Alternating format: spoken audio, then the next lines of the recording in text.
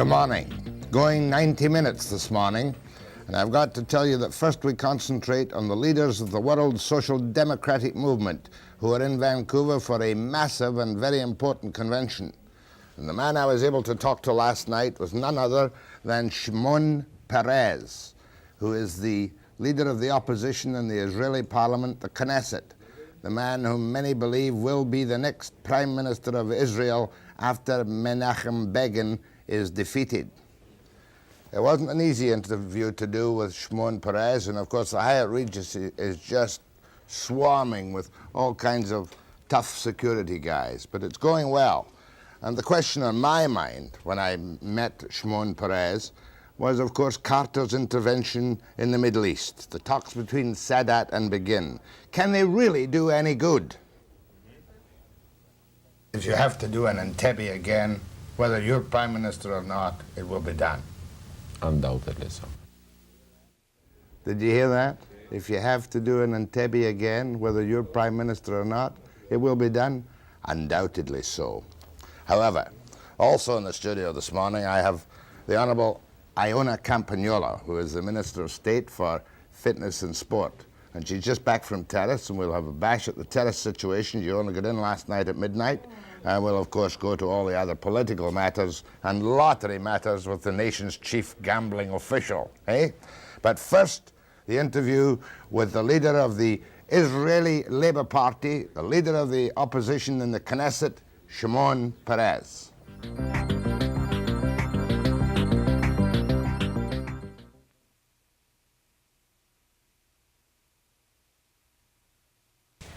Mr. Peres, you're here for the Socialist International Congress, but my first question must be to you.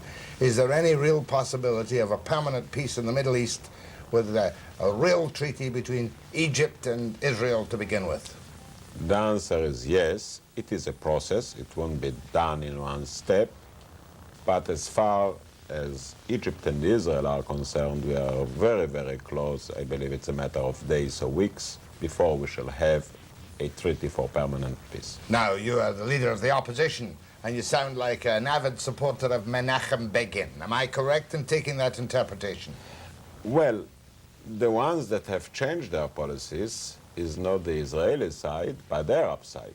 Israel was all the time for peace, and thanks heaven, President Sadat embarked upon a new policy.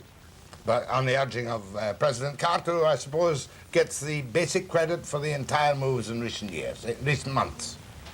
When difficulties occurred, Carter intervened, though I would prefer to have it done straight between Egypt and ourselves. But I believe the real initiative started in the wake of the Yom Kippur War, when we had our first agreement in 1974, a second agreement in 1975, and now we have the third, and I hope the final agreement, which will bring us peace. But has Israel not gone a long way itself in giving up large chunks of the Sinai to appease the Egyptians? The answer is yes, Jack. Israel is taking a very serious risk upon herself because the desert of Sinai was separating between us and the Egyptians. We had our army there to stop any surprise attack or any other attack. Now we won't have this option. Mm-hmm. But the West Bank is still a problem. What is the, if it's possible to tell me, what is the feeling within Israel? You've had problems with people leaving the country. You have problems still with those who don't want to give an inch on the West Bank. What's the feeling within Israel? You feel that perhaps you'll be at the short end of a stick in a small Israel? Yes. On the West Bank, we have two problems. Some people, or part of public opinion, says that this is really the cradle of the Jewish people, historically speaking, and places like Hebron or Nablus mean so much to Jewish life that we shouldn't sacrifice it. Then other people say, well, even not from a historic point of view, but from a security point of view, if Israel will give back the whole of the West Bank, it will mean that we shall return to a strip of land which is all told not wider than 8 miles. Now, how can you defend such a piece of land? Yet, we know that there are many Arabs living on the West Bank. We do not want to govern their destinies. And my party at least, would like to see on one hand defensible borders, which means widening a little bit the strip of land, and on the other hand, to let the more populated Arab locations to return under Arab or Jordanian rule. In other words, you don't want a million Arabs within a piece of territory which you have to administer when you could exclude them and still have your security. Yes, sir. The West Bank is not a very large piece of land. It is all told here in Vancouver, my God, it may sound strange, not more than 5,000 square kilometers. And it is populated with 700,000 Arabs.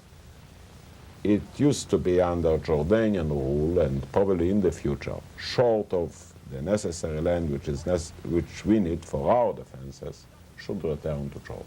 Well, hopefully, therefore, you will have the peace treaty with Egypt within the foreseeable future. You shall have full diplomatic relations with Egypt, but you still have dreadful problems with Syria, do you not? And with the problems to the north Yes, northeast. in the Lebanon. We shall have a divided peace. We shall have peace in the south with the Egyptians. We shall have a continuous threat in the northeastern part of the country, where the Syrians and the Iraqians are having a rather strong air force, armor corps. They have as much weapons as the NATO nations do have in Europe, and they are still being very much equipped by the Russians. So we shall have a danger in the north, a peace in the south, a problem on the east, the West Bank. But it means that you can turn your back to the Egyptians, am I oversimplifying it, with some considerable more safety than before? Right you are, because this is for the first time that at least one Arab country goes for peace, and I hope very much that this will serve as an opening. Israel got its first bad press in this country when it seemed like an invasion of Lebanon by the Israeli forces when you stepped in to wipe out the PLO hideouts. Were people in this country wrong to think that Israel was showing the signs of a violent aggressor? I think they were wrong because, as you know, we didn't remain there. We did it after a terrible attack upon a bus in Israel where over 30 innocent people, children, women, were killed by terrorists coming from Lebanon, and we had to do something in order to stop it. So we really didn't invade it. We just went in, punished the responsible organization, and went back. It was again said at that time, however, that you did more than punish the responsible organization because you went in indiscriminately with napalm. No, not on that occasion. You don't feel that Israel's responses have been too tough on some occasions when your image and your presence is that of people trying merely to survive and hold what you have? We have a problem, I admit, because the centers of terror are in the midst of refugee camps. And this is deliberate, of course. deliberate, right? And it's extremely hard to hit a spot without really not hurting anybody else. And we are taking the most elaborate measures not to kill, God forbid, innocent people. That it may happen at war. But we surely try to do our very best that nobody innocently will be killed. What about the whole problem of the PLO? It does, now the PLO have been denied bases, or will be denied bases in Egypt. Some time ago that happened. Yes, is that not so? yes. But to the north you have Syria. What is their relationship, if I can attempt to understand it? The Syrians are very clever. They support the PLO provided that they won't act from Syria but from Lebanon. So Syria won't take the punishment. But one day, if necessary, Syria, will it not occupy Lebanon? Syria is actually occupying Lebanon, trying to complete her occupation on Lebanon. The Syrian army is there, they are bombing the Christian strongholds, they are bombing Christian people, killing them.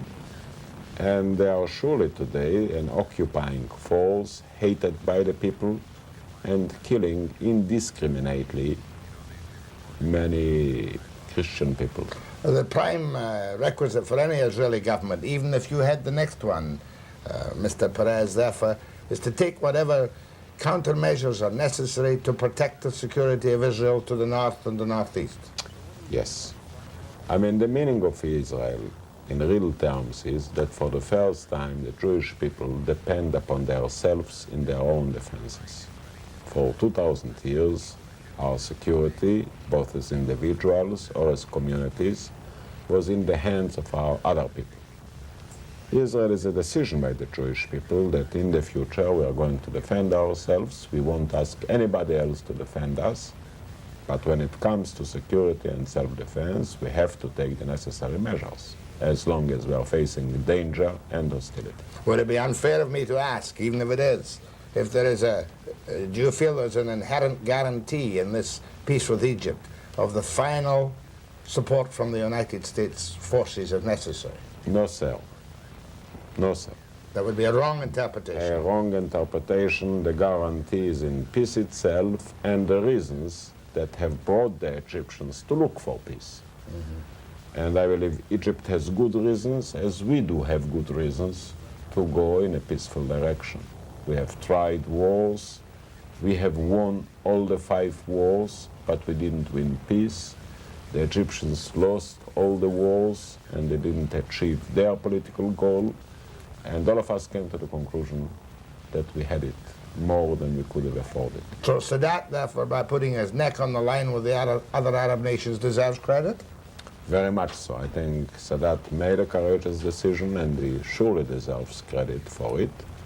One question before I turn to social democracy in Israel. Hussein, as long as Hussein's in control in Jordan, it cannot be a PLO base. Did he not take action against them and clean it up? Yes, he took the most severe action against the PLO. The PLO claims that Hussein killed over 17,000 of their members. And today there is no PLO in Jordan. The PLO serves a greater danger to Jordan than to Israel. They're after the crown, even more than they're after Israel. And is right in taking the measures of self-defense. So as long as Hussein or his successors are secure and of the same mind, that border is safe? Yes, still we would like to have complete peace with Hussein, and we think that Hussein is a king that is capable of making peace if he will overcome his initial reluctance and hesitations. To deal with the state of Israel as such? To deal officially with the state of Israel as such. I must remind myself, sir, that you are the leader of the Knesset, the leader of the opposition in the Knesset, and you are the leader of the Mapai, the Israel Labour Party. It sounds like you and Menachem Begin, whom I would not call a social democrat by origin. No, I wouldn't say so either. What would you call him? Let's say a conservative. A very conservative. Well, you can add the very. All right, but it would seem that you and this very conservative Menachem Begin, quite funny, he and Sadat both had very strange origins, that you are with Begin more or less all the way. No. We differ on the future of the West Bank. Mr. Begin would like to keep a claim of sovereignty over the West Bank in the future, and my party would go for a territorial compromise to tell their people, well, at the more populated parts, you will govern your own destinies, you will become a part of Jordan, whereby Israel will keep only the bare minimum, territorially speaking, which is necessary for our security. Not surrounding it necessarily. Not surrounding. I mean, there can be different solutions. For a defensive perimeter of some kind. Right. Now, what does the average member of your party feel about the present settlement? Quite happy with it? Well, the general feeling in the country is of a mixed blessing, because Israel has to sacrifice tangible matters to make tangible concessions. We shall get, at least for a time, intangible promises. We have to compromise our defenses, we have to take risks, we have to pay a very heavy cost of transferring all our installations from Sinai to the Negev.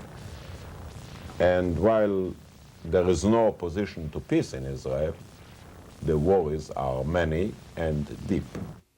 And as you listen to more of Shimon Peres, remember that it's men like him, may well be Prime Minister of Israel, men like Sadat and Hussein, on whom your life one day may depend.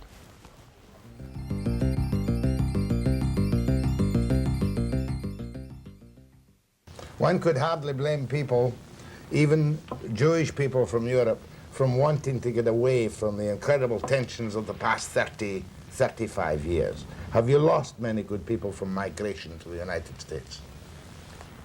I think over the last 30 years, something like 250,000 people left the country. Now, considering that over 2 million people came in, it is what, 10% or something like it, and historically speaking, it's a positive balance. Does the law of the return, if I have it right, still apply? Yes. What is it precisely for non-Jewish people to understand? Well, that every Jewish person has automatically the right to come in and settle in Israel. When it comes to non-Jewish people, they have to apply. In the normal manner? In the normal manner. As if they manner. were coming to Canada? Right. Now social democracy in Israel. Why did you lose the last election? You and I should explain, are in the tradition of Ben Gurion and the wonderful Golda Meir. Right. Why? What happened? What went wrong in Israel? Thinking about the Congress, what would you tell the delegates here? Why you, Histadrut, labor-oriented party, with good, I think, welfare state measures, why did you lose the election? I would name 3 reasons, though there are more than that, but the major ones. A, because we are rather a long time in power. 30 years is Too a long long. time. Too long, and people say would like to have a change, which I can understand.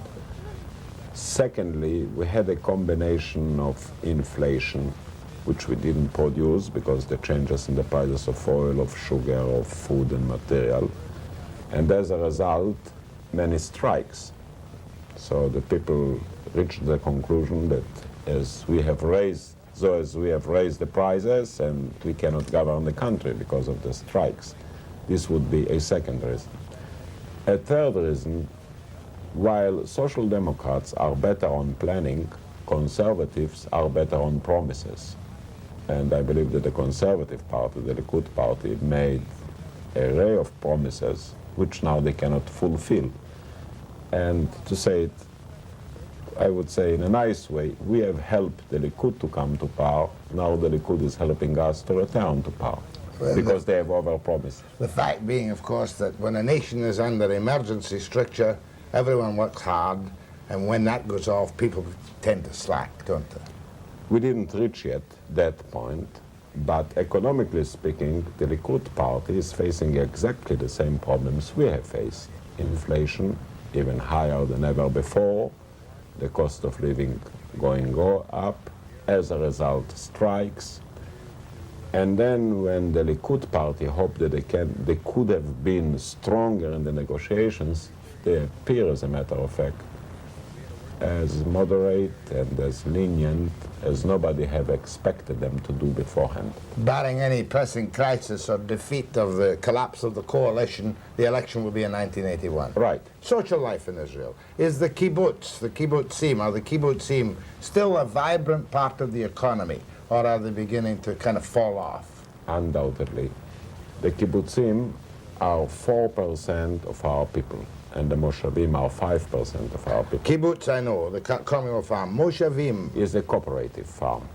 Much the same kind of thing. Much the same, but everybody has his own piece of land, his own house, his own kitchen, but they have overall mutual aid and responsibilities. Now, the 4% of the kibbutzim are producing over 10% of the national product of the country. And in addition to agriculture, they went into industry where they're extremely successful because the spirit is there, the cooperation is there, the freedom is there.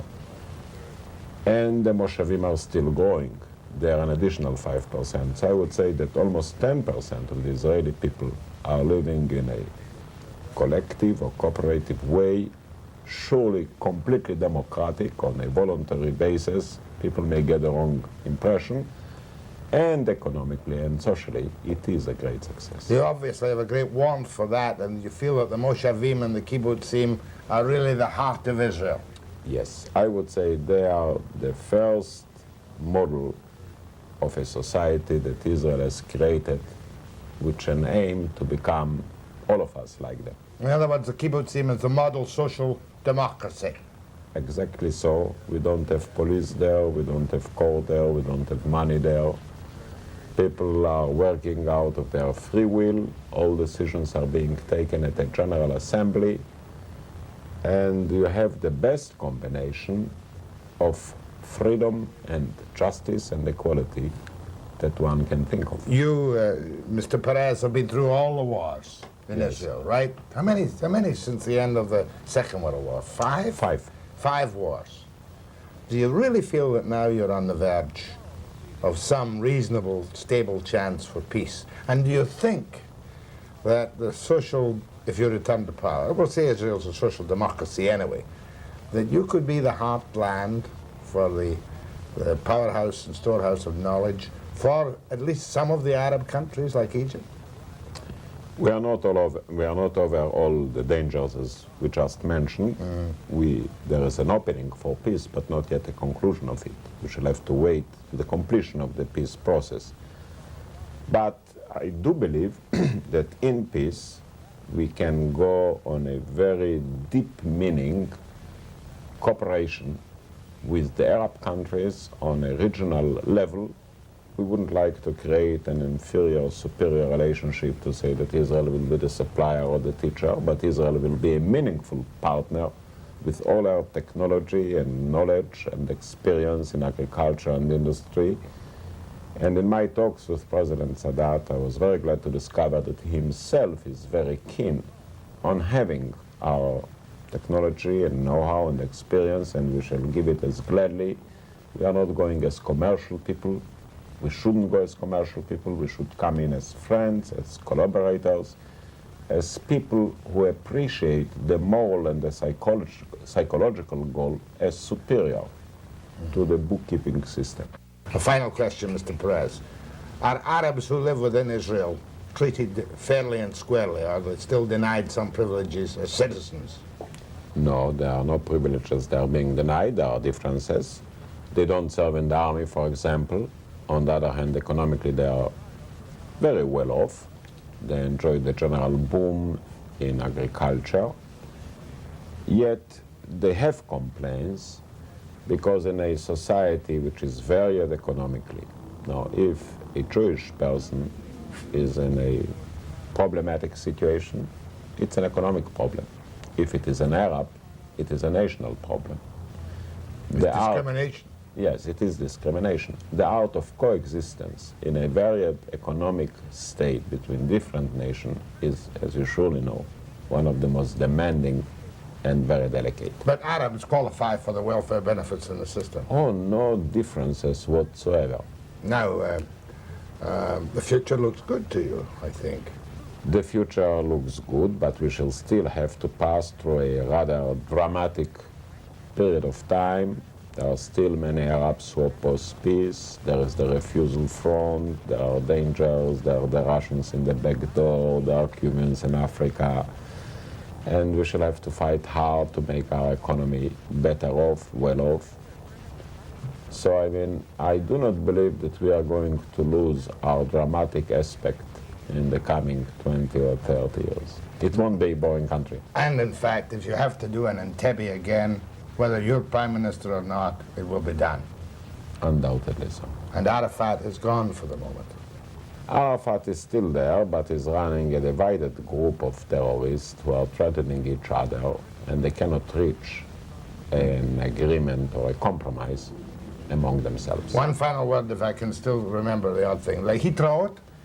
Lehitraot, and I must tell you, Jack, that your Hebrew is perfect in accent and in expression, and it was a pleasure meeting you here. Tov mi'od, toda rabah. Toda rabah lecha. Thank you very much. Thank you. Funny how these things come back. Tov mi'od, toda rabah. Hadn't thought about it for 30 years. Tov mi'od means very good. Toda rabah means thank you very much. Lehitraot means, you know, all the best. Anyway, a most impressive man. From the international scene, however, we're going to come back sharp, well prepared to Iona Campagnola.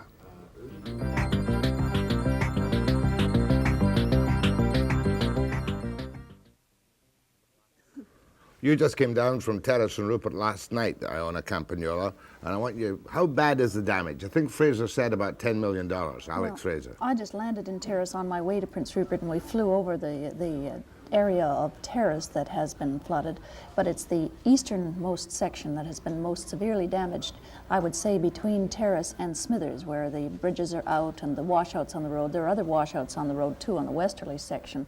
The railroad bridges are gone, and Lickells, all of the summer cottages are inundated and damaged. Well, Fraser said 5 million, then he adjusted it to 10 million. I'd say it's in excess of that. 50 million? Well, it could be as 20 much. million? Let's say 30 for now. 30 for now. I'll tell you what we'll do, Iona. Let's look at the excellent news footage our BCTV news people took yesterday. Yes. But worthwhile seeing it again this morning and just see how it compares with your experience yesterday.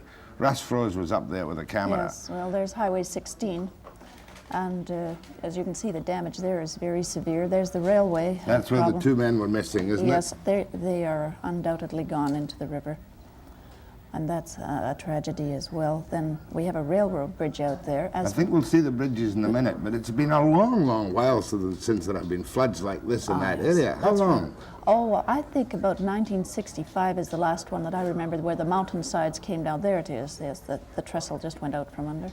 But actual rain floods, I think, nothing as bad as this. Russ Froese was saying since, I think it was the floods of 1935. Well, it was 1948, which was extremely bad, both in the Fraser and the Skeena valleys, if people can remember it.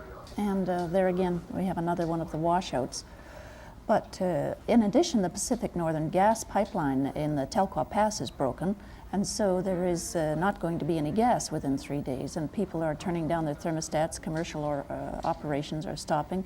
Kamano, one of the great pylons that carries power from Kamano, almost fell over, and they have been without power in Kitimat Village.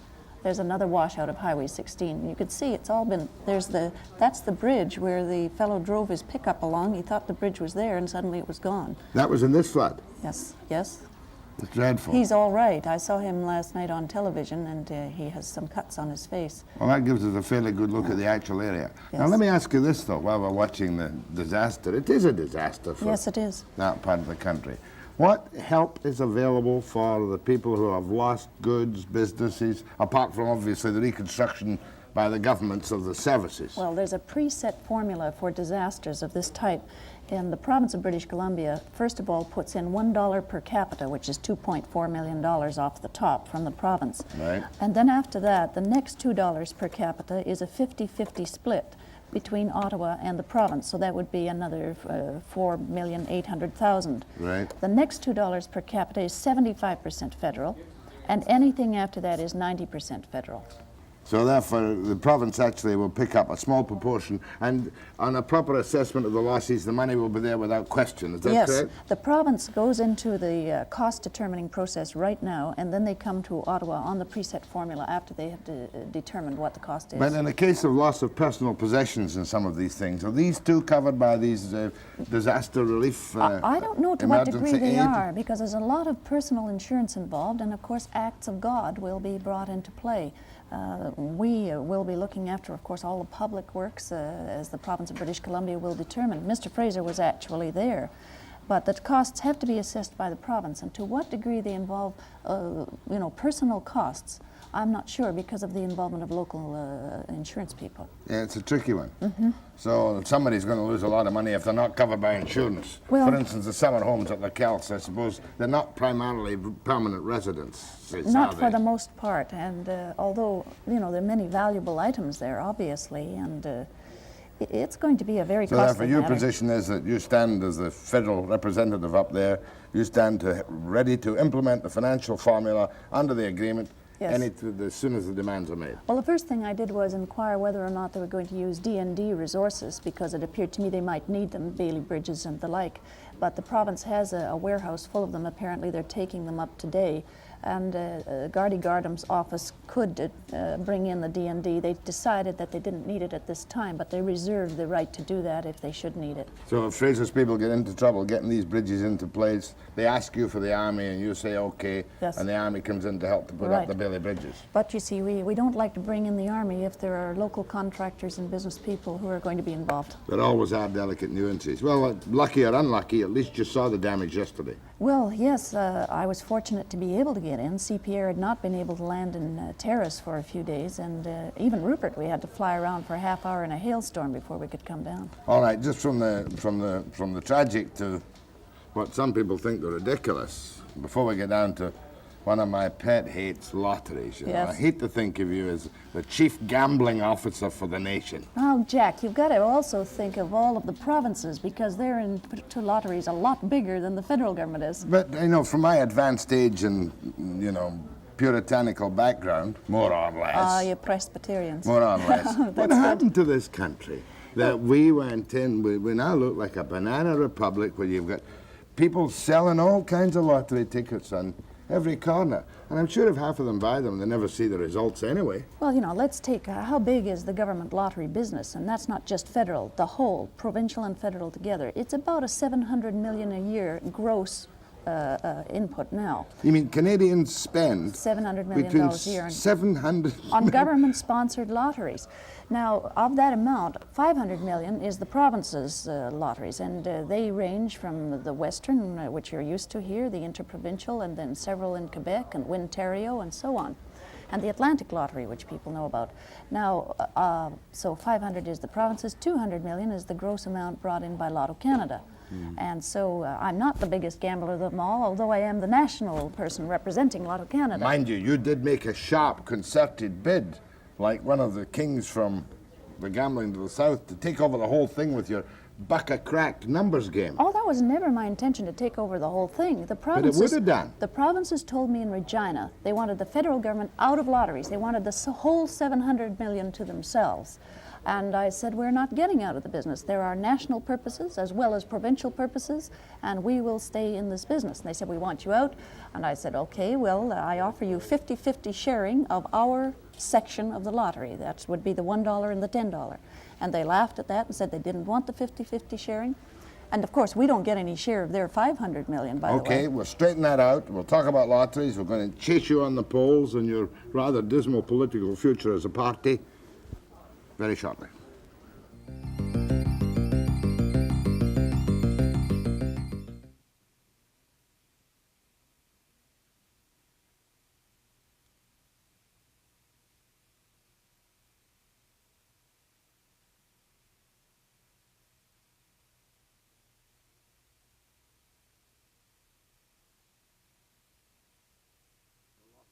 Let me try and sum up on the lottery business, and that simply is this, that the provincial gambling outfits take $500 million a year from individuals.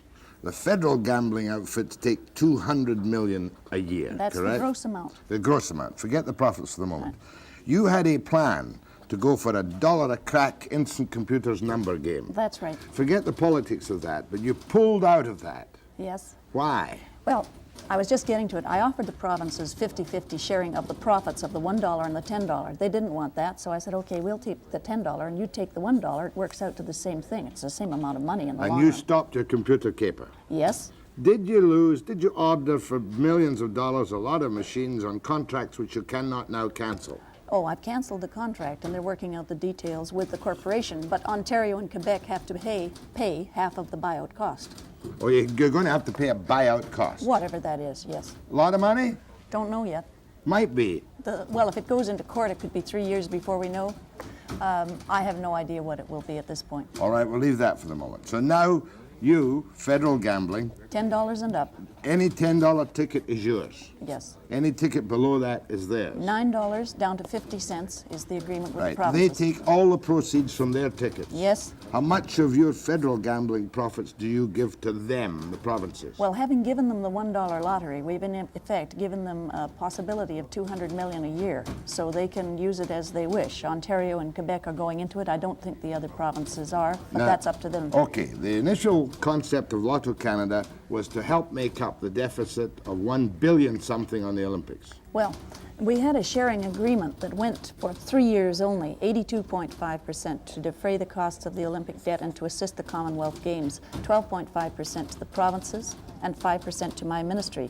Now, on the last day of December 1979, that finishes. Regardless of how much we've paid to this debt, it's finished. And then we go into a new section where the money that comes in from Lotto Canada will be used for national purposes. In other words, after December 1st, 79, no more to the Olympic Fund. Yes, January 1st, 1980 sees a brand new ball game. How much did they get? About 300 million? I think it'll work out now to about 259 259 million. Mm-hmm. Okay, and after that, you'll keep your own profits and they'll have $1 to $9 to play with. Right, and I've got an equalization possibility in there for people in the provinces like Newfoundland or the Atlantic provinces. Mm-hmm. If they want, they can give us 12.5% of their gross, and I'll give them 3% of our gross. Isn't it a shame that we have to do this? Well, if you're going to have lotteries, everything from the church basement on up, by the way, in Canada, you should know that we're not the lottery-mad people you think we are in comparison to the rest of the world. If you take the church basement bingos right through to the national lotteries, in British Columbia, we spend about $30 per capita per year. And in... You gotta be joking. No, 30. 60 million bucks? Yeah, and in the Western provinces, roughly $30-31 per capita per year. Mm-hmm. Then you go to Ontario, it's about 45. Quebec, 50-51.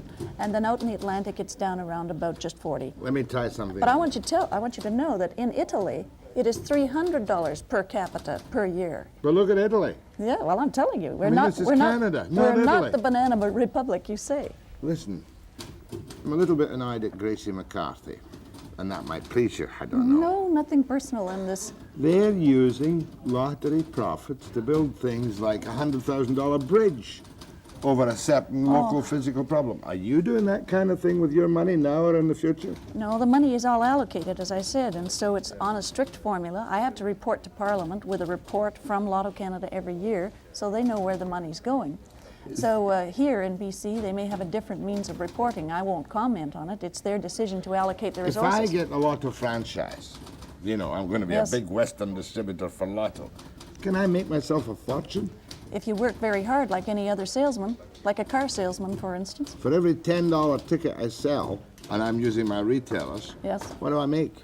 Well, if you're a service club, you make $1 for every $10 ticket.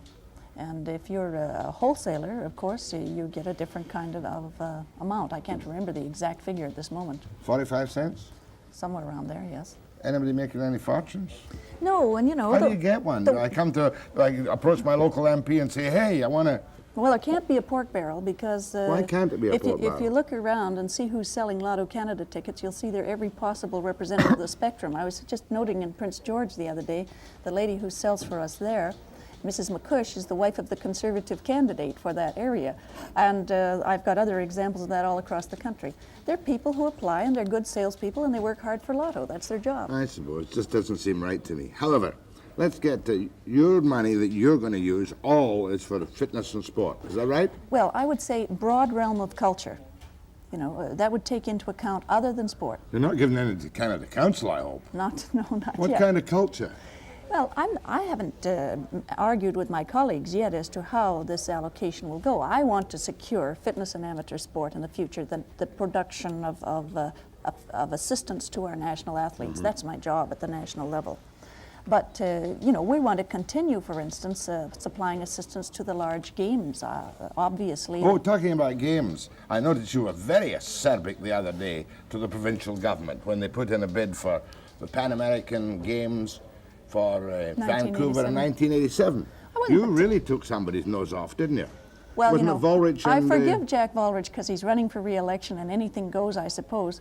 But, you know, for Sam Balfe to blithely say that, of course, the federal government will kick in their lottery funds to pay for the Pan American Games when he hasn't even talked to me about the Pan American Games, and when obviously he knows that if there's been a pre-application through any of these associations, like IOC or Pan American or Commonwealth Games societies, that town or city has a better chance the next time around. You mean to say Balfe made this pitch for your money and he didn't even know that Hamilton Ontario had been in a long time before him? I don't think so. He wouldn't have made it in that way. Obviously, he would have phoned the mayor of Hamilton and said, are you going to apply again, or what is it going on? Because it's nothing to do with the government of Canada. It's the Pan American Games Committee makes the decision, not me. But at least you told Wolf clearly it was far too late to apply for any help from your point of view for the Hamilton Games. No, it wasn't that at all. I said, for goodness sakes, give me the courtesy of phoning me up so I can assess your application. I would love to see British Columbia have one of the large games sometimes when we have But the Hamilton economic must facility. get it. They were first in. Well, if they've told me informally that they are going to go after it again. Obviously, the Pan American Games Committee is going to look at them pretty carefully. Okay, now let's get down to real business. Forget lotteries and sport. That's real business, believe me. You don't know about hockey.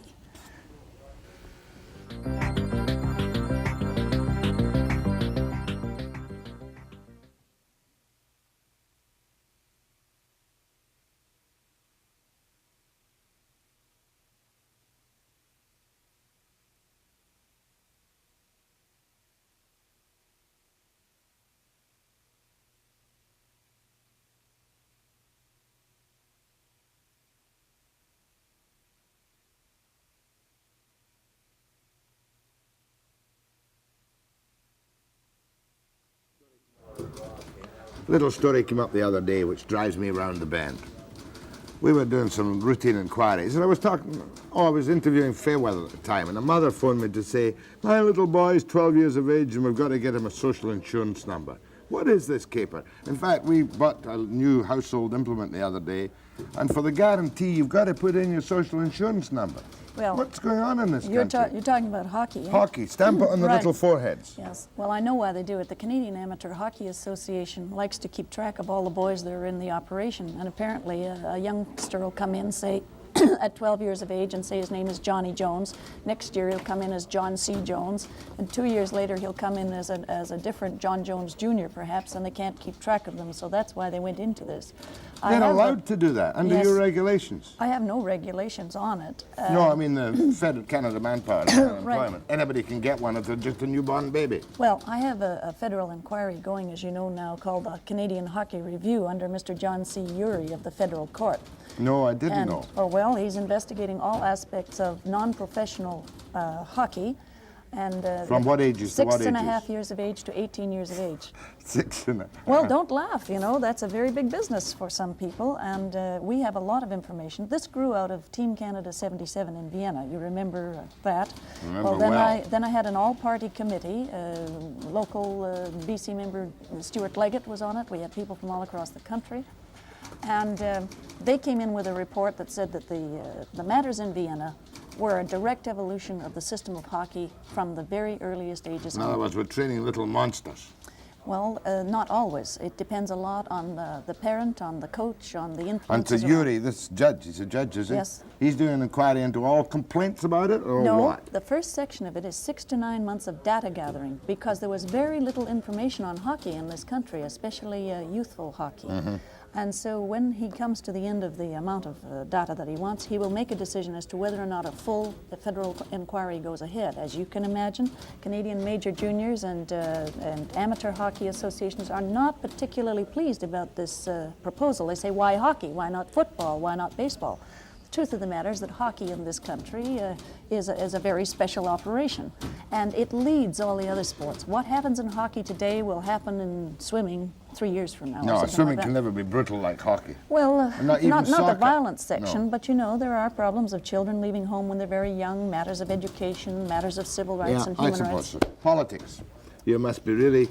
They used to say that only Sema would get elected, and that you might have a chance. Now they say nobody, no Liberal is going to make it. Look at the last Gallup poll, 42%.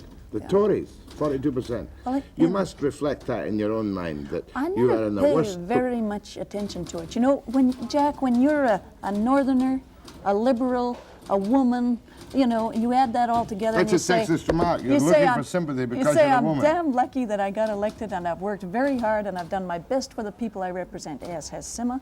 And I'm saying to myself, well, you know, if the people will judge and they'll make their decision based on what I've done. But what about it? Why is your government in such a parlous condition? Lack of leadership. right? I don't think so. No, I don't think so. I think that there is a feeling in the country at large that because the economic situation in the world has altered so radically, and our prospects as a nation have altered as a result, starting back with the quadrupling of the price of oil. Your interview today with the Perez. Middle East, of course, there we have macroeconomics coming right home to roost. And obviously, you know, look back to the Tories back in 57 to 63. Canada was the only place that had economic troubles then. We were in a good But world. look at all the things you're backtracking on now. Your magnificent unemployment insurance scheme. What is it, 4 billion in the hole or something like that? 4 billion in the first 9 months? Obviously, it was over-generous. The Liberals were over-generous. Yes, obviously it was. That was Bryce McAsee's great proposal. And as long as we had the money to pay it, great. We don't have the money to pay it anymore, so we have to scale it down. You know, I wonder if the public at large, the average person, gives anything, I almost said the wrong word, about, for instance, this latest First Minister's Conference. I watch all the experts in the Eastern media sitting up after the conference and making no sense whatsoever. And praising the technique of someone using a water glass. This kind of thing. Or you'll see Fotheringham or Holton or whatever his name is and somebody else sitting talking gobbledygook.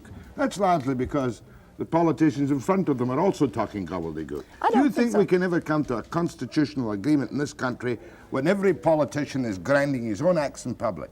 Is that not a case where really you got to get behind closed doors? I believe so. Federal provincial conferences are not easy because it's a 10-on-1 dogfight, you know, every time. That's the nature of our federation. Nobody's going to give in public. No, but the Prime Minister did. The Prime Minister laid 7 changes on the table. And obviously, he was a heck of a lot more flexible than any of the premiers around that table. Yeah, but he got pretty snitty at the end too, didn't he? Well, I don't think so. After that lunch, they came out of there thinking they'd had, you know, a pretty good conference. Their communiques are very hard to write after one of those things to get everybody's agreement. And then they came out, and who was it? Mike Duffy on CBC came out, said the thing is a total disaster.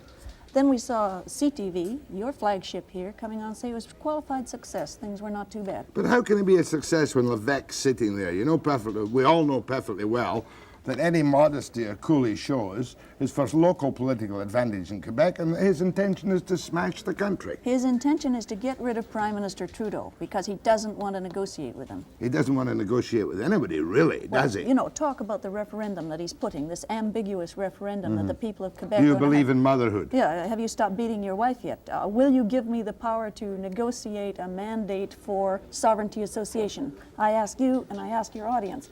10 different people will give you 10 different, 10 different explanations for what a sovereignty association is. Well, I mean, as a newsman, I shouldn't be advocating this, I don't suppose, but I feel that these public federal provincial first ministers' meetings are sheer political flummery and window dressing. Well, Am I wrong? There's a lot of posturing, and I think a lot more would be done if they closed the doors. Now they've closed the doors symbolically. They've gone back into committee, and by February, I believe, honestly, that something is going to come out of this. Nobody's going to give Trudeau an edge to get this through by his deadline of July. You know that. But he's not asking for that much. Well, I mean, he wanted it Patriation, entrenchment, a couple of other things, you know. I don't think that that is going to be too much to ask for what they're getting in return, particularly, you know, people like Lougheed, since the provincial powers in the field of resource taxation are going to be reviewed, you know, that's going to be pretty good for him. Blakeney, of course, is his toughest opponent. Well, yes, Blakeney, I think, is Because a he natural... was knocked down by the Supreme Court of Canada and on 2 grounds, potash and oil resource. Never mind, we're getting too technical, Iona Campagnola. We're going to put you to the people. All right. How about that? I'm glad of that. Campagnola to the people. Well, that's what business I'm in.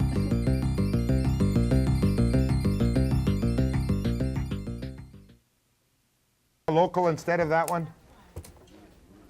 Use one 352 or 3. You got one of my long distance lines. How do you work it? Do you pick it up? Or? No.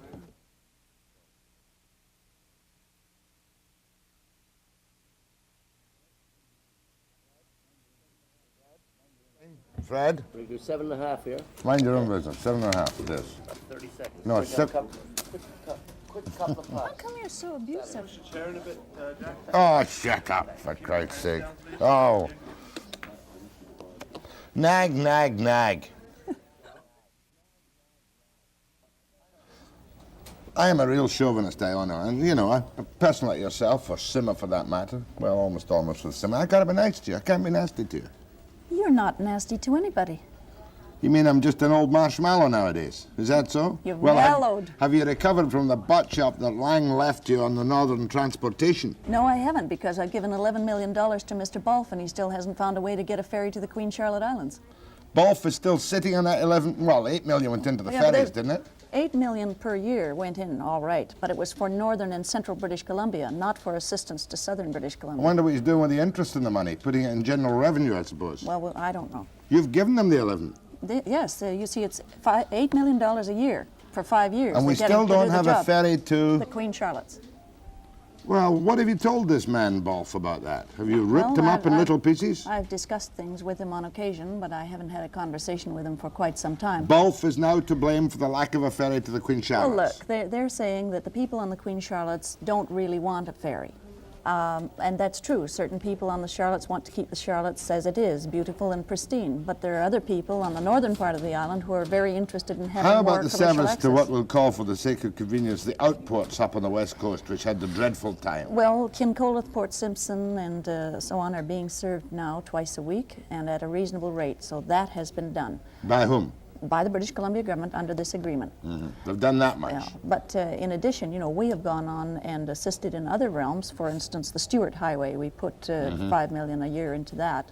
We've had to, we're not going to put it in from now on, but we put it in. Enough, we'll leave that for calls. What do you think people will want to talk to you about this morning? I suppose they'd want to talk about the Pan American Games, games in general, lotteries, and probably hockey. Well, let's try one. Go ahead to Iona.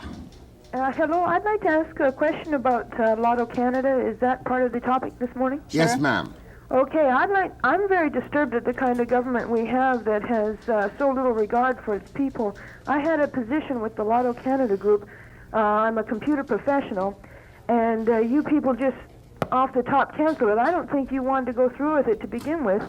You have let this company in the States put all their money into setting up the system, and a month before that it was supposed to go into operation, you just canceled it outright.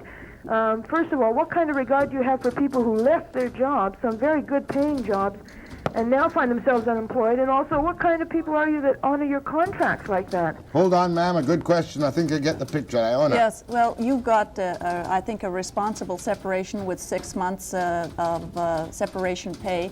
You've got counseling through Lotto Canada to assist you to find a new position. No, ma'am, I haven't. Well, I'm in a different position than those people.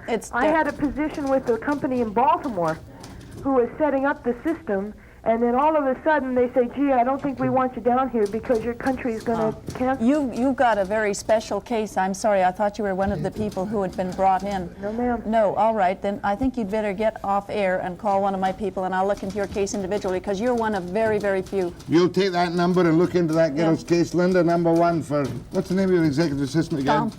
Tom. McElfatrick. That's his real name? Yes, he's an Irishman. Tom McElfatrick. Right. Tom McElfatrick will look after, we'll at least listen to your story, We'll ma'am. get the name, we'll check it Hold out. on. Go ahead, please. Hello, I'm going to show my puritanical background too, I guess, Jack. Carry on. Lottery business and governments, I don't care which government, whether it's this country or any other country, I don't know how you can probably possibly justify what I would consider immoral objective or an immoral pastime, operation, to justify anything at all. But I guess in this case, because it has to do with physical fitness initially, the ends justify the means, and I can't really understand that. Would you explain it to me? Well, I think we're coming into a time when the taxpayer doesn't want to have his tax dollars spent so much on cultural pursuits, and that is sport. Sport is part of a legitimate part of So the end, culture. the end justifies the means. is No, what you're we saying. will continue with tax dollars, say to about 50% of the cost of the program, but then we will involve maybe up to about 25% of the cost from lotteries and another 25% from the private sector, who have been putting more money into sports lately. But what you're really What saying you're is telling that me is the end justifies the means. No, I don't agree with you in that case, because you who have moral disagreements with lotteries are not in any way obligated to participate. It is only those people who wish to participate who just do. a minute, Mrs. Campagnola. Don't tell me that... what happened? Where is Where it? is it? I'm here. Go on, don't tell you what. Say just a minute, Mrs. Campagnola. Yes. it's just because I may not wish to participate. I gamble, certainly I do. Well, let Oh, me you put it this gamble. way. Whether This- I participate Well, or not. if you gamble, then you must not have moral disagreements No, with no, some no. other aspect. The moral disagreement is the federal government, a bright, intelligent, attractive. Are you there? Yes. A bright, I am, intelligent, too. attractive woman who, sports-minded, should have all the moral implications, requirements that. He means immoral. Let me right. put... Look, I have a job to do, and my job is to see to it that I have enough money to run a high-performance program and a mass participation program and a fitness program in this country. I don't think I can ask the taxpayers to pay all those dollars. I would rather have the Government of Canada regulating this with the RCMP security attending it than have somebody from Nevada come in here and run a bunch of casinos. Okay, last question. Need In other anybody words, from just a Nevada minute, with caller, you. just a minute, caller. What you're telling me is that lotteries are here to stay by the will of the people and of the Government of Canada. Yes, and the provinces. You and I are out of luck, sir. Go ahead, please. Good morning, Mr. Webster. Morning. Good morning. I would like to know why we can't see the drawing of the lotto like we do the others. We have all this entertainment tonight. There's Yeah. one in French, one in English, a whole bunch of junk. So why can't we have the time spent so that we can see the drawing? You want to see the computer working on the show? Yes, why we don't... Rather than the dancers and the singers and the athletes? No, I want to see the computer going. Oh, all right. That's a good idea. Go I'll in. tell them. I've Thank- never met a person here who's won anything. Well, I have. I met a man in Yukon, Whitehorse, I'm Yukon. not interested in that, but tonight there's going to be in French and in English that costs thousands of dollars.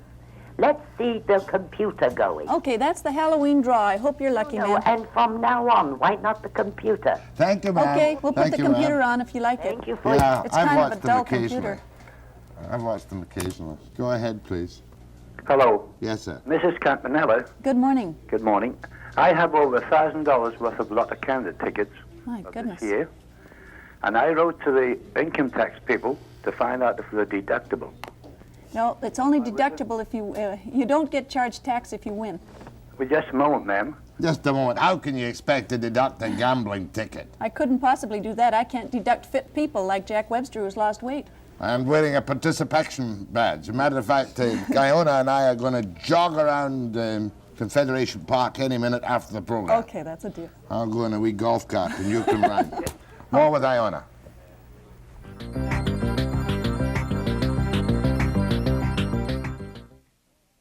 Suzanne, can you got one?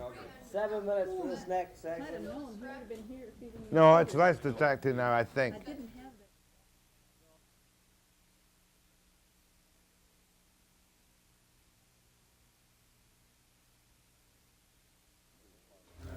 A call from Princeton for you, Iona. Go ahead, please. Yes, good morning. Good morning. There's a couple of things on my mind. I've read a few papers and seen a few figures thrown around, and what I was really interested in was to find out how much, other than the contract that's been canceled with AMTO down in Baltimore, is it going to cost the government to complete this contract and get out of it for the Lotto Select? I mean, they have the contract with AMTO, but they have buildings they've rented up here and people they've hired and fleets of cars and Bell telephone transmission lines and Tim's and... Well, all of the outside things are almost dealt with now, and you know, other people taking over the contracts. As for the major contract, that, as I said earlier in the program, is in the hands of the legal people now. And when it is decided, whatever the determined price is, it will be paid 50% by the federal government and 50% by Quebec and Ontario. May I ask who is taking over the outside things you're talking about? The provinces? Well, the private people. For instance, the operation here, there's a piece of property here, an office, and there's several applications to sublet it, that kind of And thing. Ontario and Quebec are committed to paying half of any losses on the lawsuit? No, just on the major contract. On the major contract with the Baltimore firm? Right. Are you one of the people employed by the Baltimore firm? Yes, I was, and that girl that phoned earlier on is not a rare case. There are dozens of people in that same boat. They were down in Baltimore for several weeks putting these machines together. Right. And really the only people doing any work, and there was Lotto Canada people hired. Well, They laid The only off and people given- doing any work, I'll have you know, the whole place was working very hard towards a deadline, as you were. 6th of November was our deadline. So, yes, well, I'll look into that. I didn't know there was a specific problem. Good, thank you. Mind you, that was a boo-boo, wasn't it? Setting that up and then having to back out. Well, no, because if the provinces had not come to an agreement with us when they did, You we would have gone gone ahead. I would have gone ahead. Go ahead, please. Hello. That's from West Bank, Kelowna, isn't it? West Bank, near Kelowna. Good Right. morning. Good morning. The one thing that puzzles me with sport in Canada, Yes? being a member of the Commonwealth, why is it we don't encourage the playing of cricket? Australia, New Zealand, the West Indies, Pakistan, India, all play cricket, test matches. Yeah, well, you know, the Commonwealth Games Association decides what sports will be included in each of the Commonwealth Games. And if we were to go to one of the countries you mentioned, it is highly likely that that would be the demonstration sport that would be included in that Commonwealth Games, just as in this country this time we had lacrosse and gymnastics. Jolly well fielded. Thank you. Oh, cricket's a good game, and we've got a big number of people in this country I know, playing but it's it. not our demonstration sport. No. And we don't have enough white ducks or little caps with circles on them. Oh, you're showing your British heritage Not there. British. I'm not a cricket player. I'm Celt. not English. You're a Celt. I'm a Celt. And I support the Rangers. Go ahead, please. Good morning. Good morning. Have I got you on the line, Jack? Yes, yes. Okay. It's a sad commentary when we have a government full of lawyers and they go and contract for something and they don't have an agreement with the provinces. And even if the fact that they don't have an agreement, that they even go for an agreement and then lose out. But that's a political point. He's making the point I made earlier, that it was wrong for you to make this contract before you had an agreement with the provinces on the dollar computer numbers game. Well, you know, it wasn't, because we had every reason to expect that the high competition level that we had was going to go on indefinitely. So we had to maintain our position in the market. I have to wait. I think lawyers think that way. Any dealing I do with lawyers, it's you cross the T's and you dot the I's before you get yourself involved. This could cost the taxpayers millions of dollars. No, it's not going to cost the taxpayers one dime. It's going to come out of lottery money, so there's nothing out of the tax pocket whatsoever. Go ahead, please. Oh, good morning, Jack. Good morning. And Iona. I'd like to get back to the terrace flood situation. And first of all, I'd like to give you a pat on the back, Iona. You're doing a fine job, and I'm very proud of you. Thank you. Speaking also as a woman and as another northerner. I was born, excuse me, in Antioch. Oh. And I recently organized the first Antioch reunion, which was held in September, the first time in 43 years. You'll be pleased to see there's a lot of activity going on in that area once again at Kitsalt Alice Arm, fairly near there. Very much so. My next aim is to organize a boat trip up there so everybody can see what's left up there. Well, maybe you'll see the new molybdenum mine then. Yes, indeed. However, what I wanted to say about the flood was my son left here and went up to Prince Rupert and was driving a bright orange truck by himself on Tuesday. He arrived in Rupert and driving through to visit a girlfriend somewhere in Hazelton. Don't tell me her name, for goodness sake. What happened to him? I don't know it, because all I know is Barbara's her first name. Oh, my goodness gracious me. And I don't know where the... Do you know where he is now? Are you worried about him? Is he safe? Well, he's 24 years old, and I feel silly worrying. You certainly should do. Phone Terrace CFTK television. They'll tell you. CFTK The number Terrace. is 635-6316. What is this? 635-6316. Phone them up, they'll tell you. One other thing, Mama. We hope that he's happy with Barbara. Well, I hope he got We hope he made it to Hazelton. off the track. Oh, no. No, I'm Maybe sure with he'll be all right. Barbara, but not in the truck. Thanks very much. Thank you very much. I gotta take a break and straighten my face with Iona.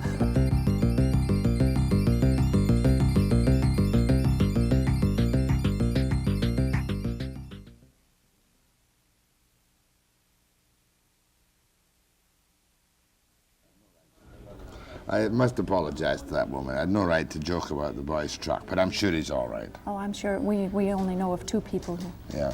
Go ahead from Kitimat to Iona. Yes, Do speak up. hello? Speak up. Go ahead, sir. Yes, I would It's not him. I would like to know, Iona, why the subsidy from the government Come on. for the subsidy at Northland Navigation, why that was cut off, and which was only a $4 million subsidy, No, look, we can't. How long ago is that since the auto line 2 bot years. shop? 2 years ago.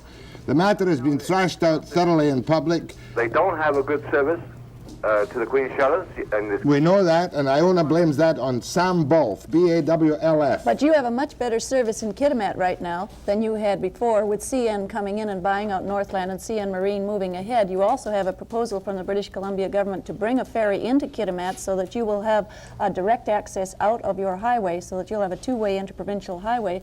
And of course, when we discussed this with Eurocan, they said that they'd be willing to let their roll-on, roll-off facility be used for the ferry, but BC said that they weren't ready to put a ferry in there yet. So you are moving along at a pretty good pace in Kitimat.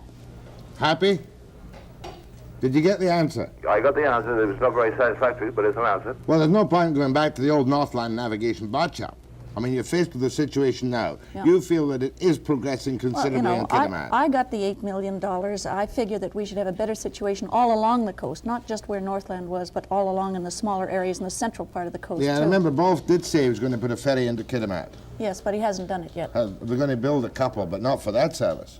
Well, I don't know. Okay, sir, thank you very much. Thank you very much. Linda? Go ahead from Kelowna. Hello? Yeah. Hello? Yes, Mr. Campanola. Yes, sir.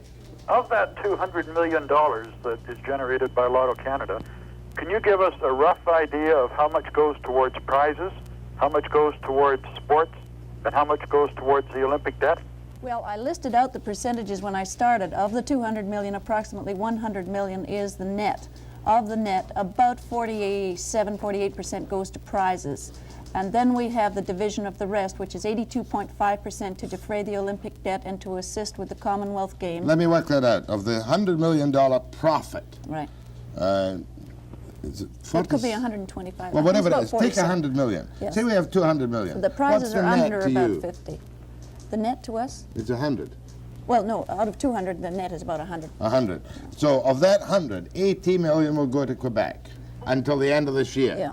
Right? Until the end of 79. The end of 79. And then it'll be 12.5% to the provinces. And they get theirs now. And the balance is what? 5%, which 5% is about to $6 you. million a year goes into my ministry. But after the January 1st, 1980, no more money goes to Olympic Fund. No, no. So there's your breakdown, roughly speaking. Of the 200 million gross, if it were 200, more or less, Yes. 82.5 million would Percent. go to, Yes, no, right, 82.5 right, million would go right. to Quebec. That's right.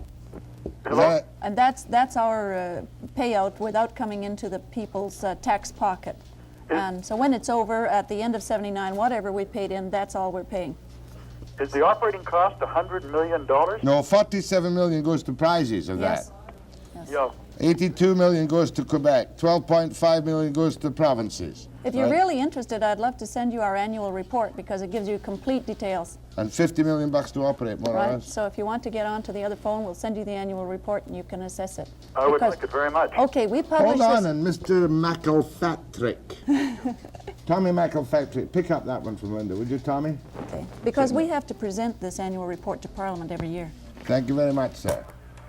Go ahead, please. Hello? Yes, ma'am. Good morning. Perhaps Iona could give me an answer to a question that's been puzzling me for some time. Why is all the lotteries that are going in Canada, the majority of them seem to be for sports? What about the kids that are not interested in sports? Ah, they're not allowed to be not interested in sport. Getting some of the gravy. Well, are you thinking kids who are maybe interested in other forms of culture, artists, dancers, musicians, and so on? Like cadet groups, for instance. Uh-huh. Okay, well, I haven't, as I said, passed through cabinet with my future sharing plan, but right now, for instance, one of the reasons that I increased the percentage of commission to people who sell Lotto Canada tickets in this province and in some of the others is so that people in cadets operations or in other volunteer groups could sell the tickets and make some money for themselves directly. You're going to have the little cadets out flogging the $10 No, tickets for a what buck the- commission? No. No, this is just the executive and the more or less the... Well, let the executive get out and flog the tickets. They do it too. They raise a lot of money for Well, those we kids. certainly have to. Yes. I mean, why there's no not? other... We don't get grants from any place else. There's only one way we can do it is Yeah. by selling lottery tickets. So where you don't come into either sport or culture, there should be some area to cover you. That's what you're saying. And Thank you, I'm ma'am. taking that in right. mind. Thank you, ma'am. Go ahead, please. Hello? Yes, sir. That's you. Go ahead. I would like to talk to Miss Campanella. Yes, well, sir.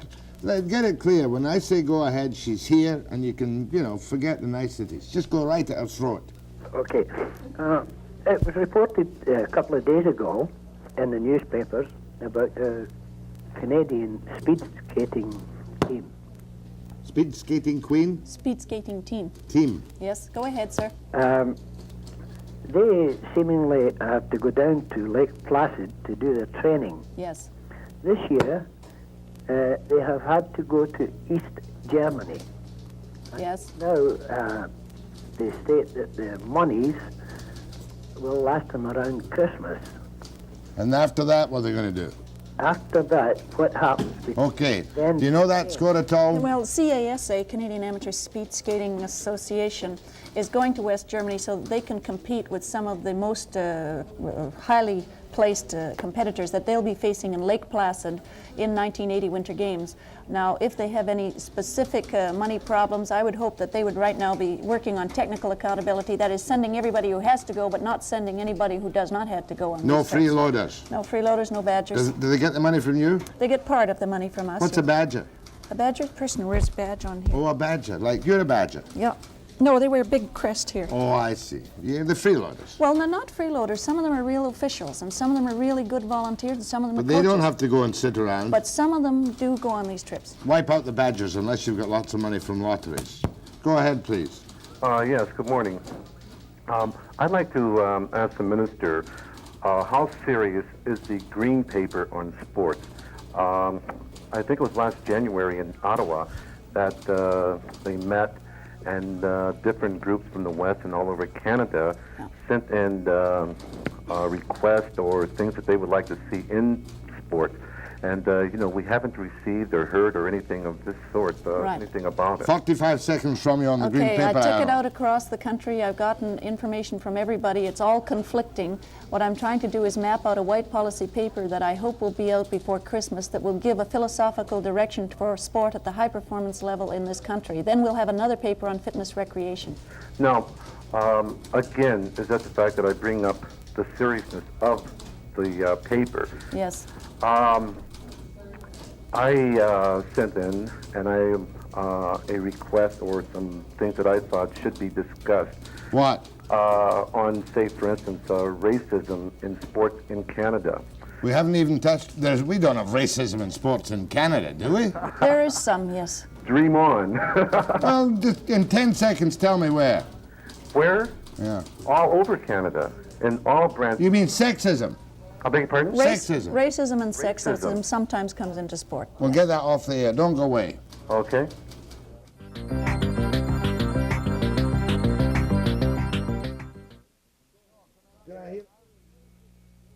No, can I not hear him now? Go ahead. Hello? What do you mean racism in sport in Canada? Just what it, Linda? Such as I feel, and the black. Hold on, I'll talk to you after the program. Don't go away. Give me a sec.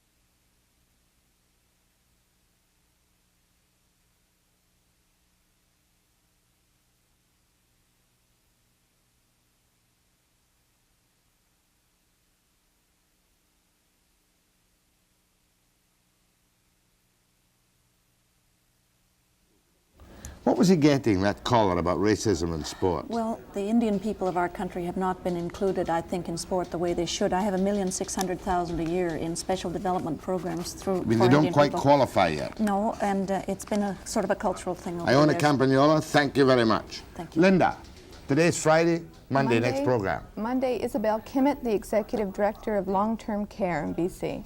And I've got specifics to put to her about areas of concern in long-term care. Just a minute. You're saying Tom Butler? Tom Butler. The belly flop promoter? Belly flop promoter traveled with Bennett as reported on BC TV And he was paid for, Arnett admitted that he was going to be paid for by the taxpayers. Oh, you mean on the PGE, the That's BCR right. trip? BCR trip, that's right. And you object to belly flop promoters being on the... Belly flop, belly up. What difference does it make with this government? Is the system working well? I think it's working reasonably well. It could work better.